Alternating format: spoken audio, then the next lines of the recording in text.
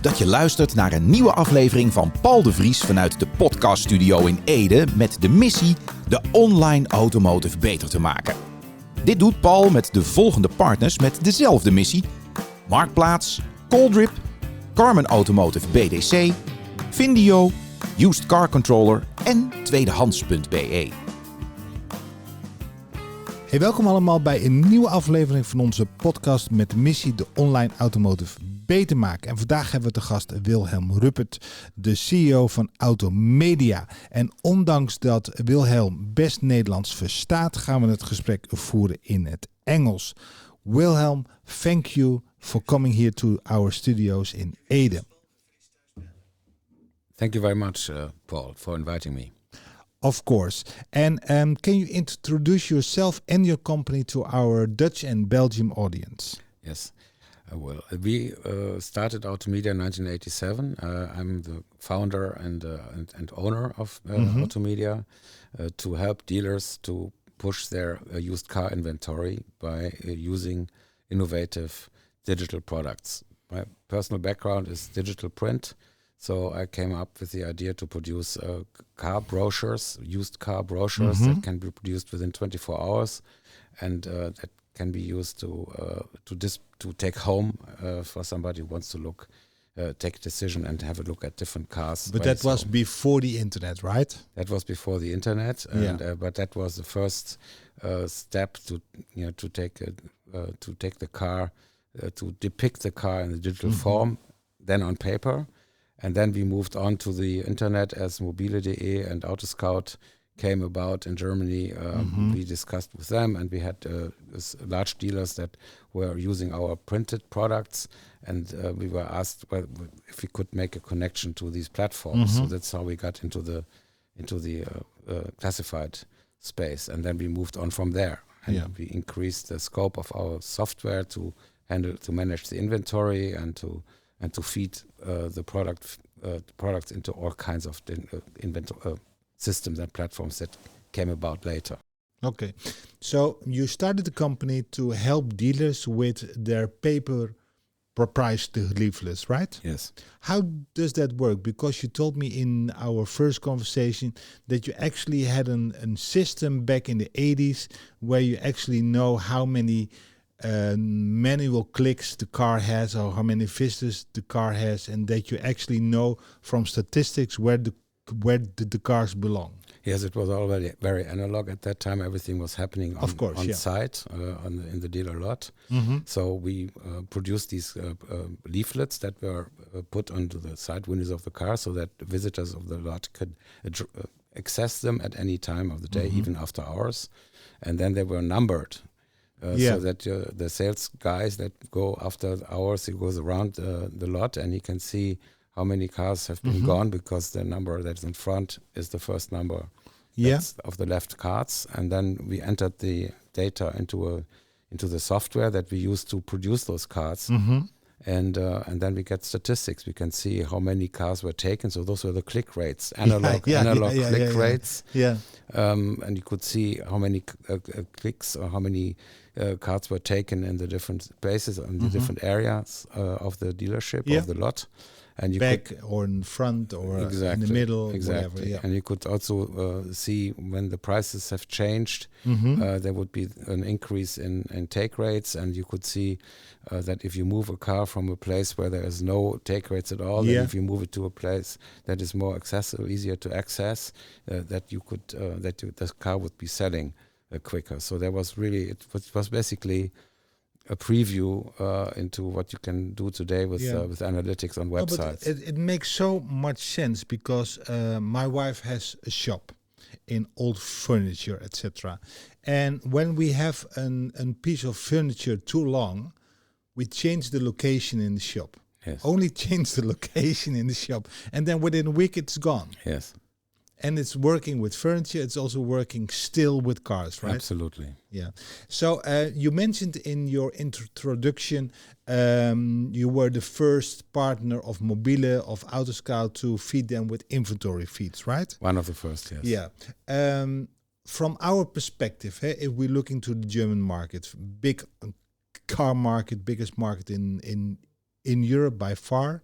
But on the digital side, behind us, and really behind us. Yes.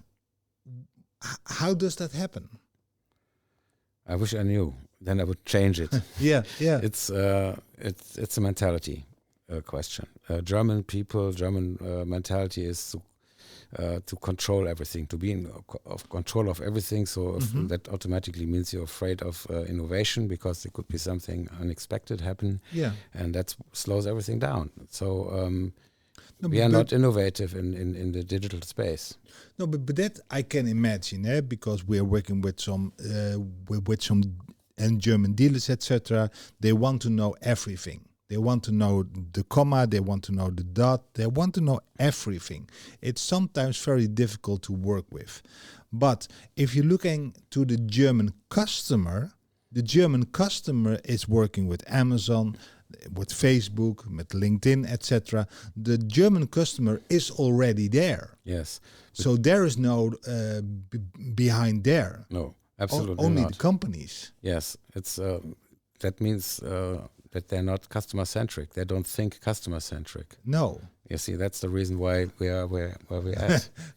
As a company, you mean? That we have still a chance to have company. Okay. Yes, the companies in Germany, we are dealing mainly with franchise dealers. Yeah. And franchise dealers have been trained by their OEMs to think brand centric. Yeah. Instead of customer centric. That's right. Yeah. And that's the result. So now we are having a huge amount of companies and dealerships that are thinking brand centric, and they're investing heavily in brick and mortar to build their dealerships and to make them all shiny and nice for the OEM. But they forgot the customers. Yeah, I can imagine that. Yeah. And they're not aware. Many people are not aware, but that's not only in the automotive space, that the customers' behavior has changed by the likes of Amazon and Google and Meta, and that has an impact on all the industry, on everything that somebody is shopping online and doing on his mobile phone. Expect the same result, the same experience than he knows at Amazon or whatever the way. Exactly. So what is your main occupation now? What is your main solution now in the German market with your company and the company now, Automedia? The main occupation is now we are still dealing with dealers and we are helping them to enhance their vehicle data. That's our core competence, is the automatic data enrichment. So we have got interfaces to most dealer management systems, and then we get the basic data of the vehicle and then we enhance it. And we have got a data model that we call Automedia high fidelity data model, which comprises more than 1,000 data points for every car. And that is our meta format, and then we use that to map against all the different platforms that need vehicle data, and we publish for the dealers. Yeah, so for example, if you have an Audi, you have about 1,000 data points. You can match it with the VIN number. Yes. And depending on the platform you send it to, Mobile wants another set of data, Autoscout wants another set of data, Facebook wants to have another set of data. Yes. You are going to send those inventory feeds with the custom fields the other platforms want. Exactly. Okay. And all in a generic comparable format. So we the dealer, the OEM lingo, we only use that as information to make it look nice for the dealer, but the real important information is all structured, and you can compare different options across all brands. Whether you have a assistant system that lane changer, and it's a different name in every OEM, every brand, but we can make it look, we can make them comparable. I can understand that. So in the Netherlands, we have a company Hexon. That's actually the same, right? Yes, I think. Yes, it's very similar, and unfortunately, we haven't reached that level of Hexon yet. In Germany, this market that I'm operating in is very fragmented. Yes. It's a 92 companies that are doing product feeds for platforms. Yeah. and 5 of them are technically advanced. But these, like yours, yes, I would say, some people say so. Some in the neighborhood, you know. Some in the neighborhood. But they only have 20% of the market. 80% is distributed, so it's a long tail situation. And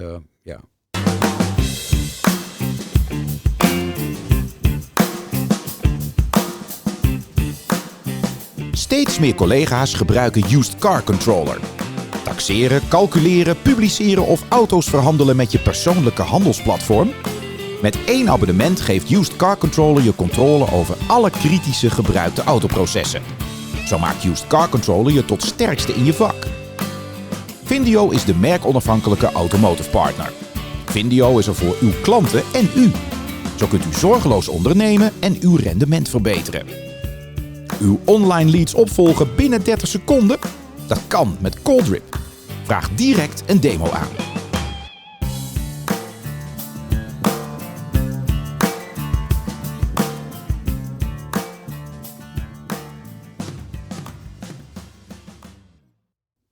Yeah, so we have it here very easy because we have one party. That's also the benefit and the advantage.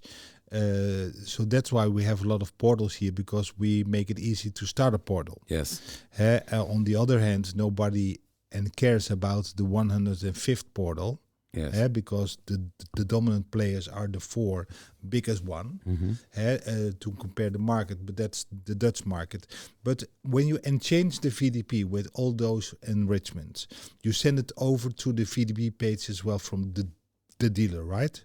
Has the dealer a richer data set to provide to show to the consumer, or is that the same data set you do to Autoscout of Mobile? you're addressing the shop front that we are offering, the search and the VDP. Yes, that's we can draw from the 1,000 data points. But what's the most important one from the dealer? I can imagine all 1,000, but I can also imagine that about 500 are meaningless. I don't know the number, but for display and for search, there's 2 different things anyway. But you don't need that many, obviously. But it also depends a little bit. It's changing. It depends a little bit of the type of vehicle you're offering. If it's motorcycle, you have different search from cars. Of course, and now we are going into the electric vehicles. The EV market and the consumer has different ways to look at cars than. Is that right? I think so. Is the search. Is the EV consumer in 2022, so not the EV consumer of 2018 or 2016, which was an early adopter, an EV consumer is almost on scale. It's almost the same consumer than an ICE consumer, for example. I'm not so sure, because at least in Germany, it's the market share is so low on electrical vehicles, and people are not as well informed about electrical vehicles as they are in combustion engine vehicles. So I think that while people are learning and adapting to this new offering, they will also behave more like a combustion engine consumer. I think the people want to know the different charging situation. Just if you look into the literature of an electric vehicle, you find 3 different types of charging numbers. And then phase you have 1, 3, 2, but whatever. what does it mean? I don't know. Yeah, you see, and that's the thing. So basically, you have to manipulate this information and process it so that it becomes consumable to a normal person. You know, how long does it take to load this car on my household outlet? That's what they want to know. And then they want to search and they want to compare cars. But so they have a different set of information needed. So they need more information because you on an ICE engine you don't have to think about it. That's right. Because you know that stuff. So in that way, the EV consumer is different because they need more information. That's what I mean. Different also. On the other hand, if you see to the market, the online market as a whole, do you believe in the online buying of the car 100%, or is there still no debate about offline or online, but it's always a combination of those two. I think the combination will prevail. Yeah. I think that for a lot of consumers and car buyers or car users, the physical aspect of taking ownership of the car is going to be relevant for a large number. I think either during a test drive when they're just about to make the decision, to have a final look at the car and maybe get to know it. Does it really feel like it looks? Yeah. And maybe also or when they're taking ownership of the car. I think there is a difference. We can see that also from some studies that other companies that are in this field have made. There's a difference if you get the car, if the car is delivered by a driver. Yeah. For example, Auto Hero in Germany, they're delivering with driver, or whether the car is delivered at the dealership by a salesperson who represents the brand and not just the guy who delivers it. So what's the better experience? The better experience is the brand experience. So why does all those OEMs believe the other way? Because they're not really experts in the digital e-commerce field. Or are they also not specialists at the custom-centric way? That obviously they're not. Yes, I agree. Yeah. Because I find it very interesting, especially in Germany. They want to skip a lot of steps to go from here, where they are behind, to be the front runner of the world. Yes. And the consumer can be there. Yes, that is right. But it's a really different story that they are always going to look at Tesla, but Tesla is not selling online. They are buying online, if you know what I mean. If you want a Tesla, you go to the store, you're going to the test drive, etc. And if you want, the only thing you can buy the car is through their online channel. But if there was a fax machine, then they can say, hey, we are selling cars through the fax machine as well. Because they force you into that funnel, if you know what I mean. Yes. If there is a choice for the consumer to search online, to do almost everything online, but also want to reassure them to go to the dealership about the color or the chair or whatever the thing is, that should be the greatest experience at all. Because you see Apple as well. Yes. With the shops and online, and combine those two. Yes, I think that's what's going to be the solution, at least for premium brands and for high-priced products. Yes, but they're also aiming. I mean, the OEMs are Apple and Tesla. They're both showcases for them. They're trying to imitate, but but it is like an amateur soccer club is looking at Real Madrid. That's right. I want to be there as well. Yes, and you said that. But you actually know you are not going to be there. Yes. In 1 year or 5 years to skipping steps or whatever. Yes. You have to go from amateur to the fourth Bundesliga, the third, etc. You have to learn. On the other hand, about learning, I know for a fact that advertising on Meta, on Facebook is very difficult. How do you help dealers to advertising the correct way on Facebook? Well, we are concentrating on one type of advertising on Meta, and that is automotive inventory ads. Automotive inventory ads mean that you have a continuous product feed into the platform, and that you draw with your campaigns. You draw on that product feed. So you you create an attractive product feed with a detailed information and also with attractive visual assets, and then you leave it to Facebook to do the targeting. Yeah. So, and that's the most effective way that I know. We have experienced with one of our customers, an OEM in Germany, that they have 8 times more clicks than they have with their traditional social media campaigns. Yeah. So it's working very, very well because Facebook is very successful and Meta very successful in doing the targeting because they know everything about about the consumer. Yeah, they know everything. Yeah, they know everything. They know them. They're very good at matching the consumer preference with the properties of the car. Yeah. So, and that's why the high quality data matters, because if you only give them the minimum information,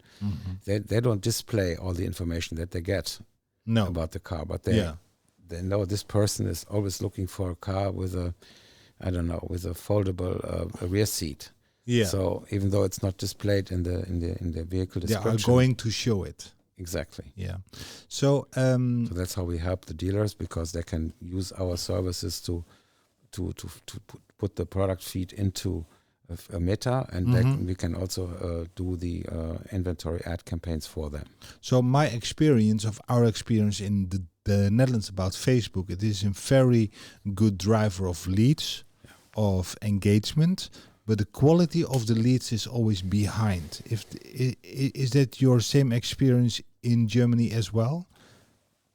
We have made such an experience also, but that was with on Facebook lead production. So there's several ways to work with Facebook. One way is to you send the traffic to the dealer VDP, and the other one is to stay on Facebook, which is something that Facebook wants to do. Obviously, they want to keep but we found that these on Facebook targets they produce leads of a lesser quality than the ones that go directly to the dealer VDP. Yeah. Also about the Google. Here we are investing a lot of time in Google My Business, because what we talked about is actually the search result number 0. It's on top of the page, and it's almost a mini website. You don't have to go to the website anymore to see all the basic informations. So we know for a fact that in Canada, in America, but also in Germany, when I'm have informed correctly, you have already possible the Google inventory feed. Is that something also you are going to study how to work with that as well? Yes, we will definitely do that. We are already working and speaking relatively often with Google about the automotive products. There's not only Google My Business there. That's important and I think very good for dealers. Yeah. But there's also Google Search 360. We're working with one of the OEMs on giving the total used car product feed, used and new car product feed to run Google search ads on specific models. And the third bit that we are looking forward to is Google Automotive listing ads, which are already out in the US, and they are very, very successful. And I think that's going to be a game changer for the classified segment, because then you're also on. That's like Google Shopping. Yeah. And I think that's another part that's also interesting for dealers, because it sends the traffic straight to their VDP. Yeah. On the other hand, there are a lot of dealers in Holland which actually also working in Germany, buying, selling cars in Germany. When people have questions about the German market, how the structures is working digitally, etc., how does those dealers come in contact with you? You mean dealers from Holland and other countries who want to buy cars in Germany? No, to work with you about your inventory feed, etc., when they also want to have a German website in place. Well, they would contact me through LinkedIn. And the traditional method. That's the best way to get in touch with me is on LinkedIn. Through LinkedIn. Yes. Okay. So, Wilhelm, thank you for the opportunity to speak with you here in Ede about your journey about online automotive in Germany. Thank you for that one. And we are going to keep in touch about our ideas to work together in Germany. So thank you. Volgende week natuurlijk weer een nieuwe gast. Zelfde missie, samen de online automotive beter maken. Thank you. Thank you very much, Paul.